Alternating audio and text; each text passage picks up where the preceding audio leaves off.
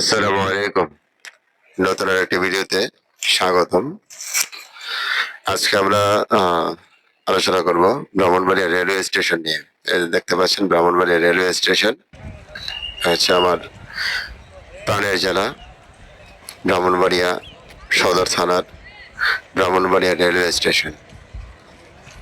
এটা অনেক পুরাতন একটা স্টেশন।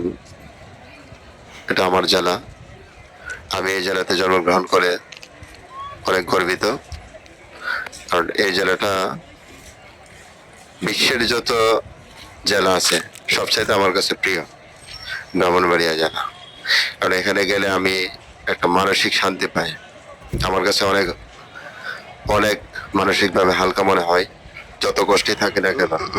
আমি যখন আমার নিজের জেলাতে ঢুকি তখন আমার কাছে মানসিকভাবে সম্পূর্ণ ফ্রি মনে হয়। এটা হচ্ছে আমার ব্রাহ্মণবাড়িয়া জেলার ব্রাহ্মণবাড়িয়া রেলওয়ে স্টেশন। এখানে দেখতে পাচ্ছেন 4টা লাইন আছে। প্ল্যাটফর্ম 1-এর আন্ডারে 2টা লাইন, প্ল্যাটফর্ম 2-র আন্ডারে 2টা লাইন। ঠিক আছে, তো এখানে একটি মজার বিষয় হচ্ছে যে এদিকে অনেক লোকজন যাতায়াত করে ব্রাহ্মণবাড়িয়াতে। শুধু ব্রাহ্মণবাড়িয়া সদর না, ব্রাহ্মণবাড়িয়া জেলার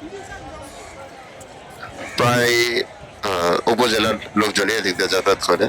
এখানে যে ছাতি দিয়ে যে জিনিসগুলি দেখতে পাচ্ছেন, এটা হচ্ছে ব্রাহ্মণবাড়িয়া রেলওয়ে স্টেশনের খুব কাছে বউবাজার বলে আর কি। এখানে আপনি চাইলে খুব সুন্দর সুন্দর মাছ কিনতে পারবেন। অনেক ভালো কোয়ালিটির দেশি নদীর একবারে করুলিয়া নদীর দেশি মাছ পাওয়া যায় এখানে। তো দুঃখের বিষয় হচ্ছে যে অনেক মানুষের এদিকে বসবাস। মেইন সমস্যাটা হচ্ছে যে এই রেলওয়ে স্টেশনটা যেরকম ভাবে আপনার উন্নতি দরকার ছিল, এগুলোর কিছুই হয়নি।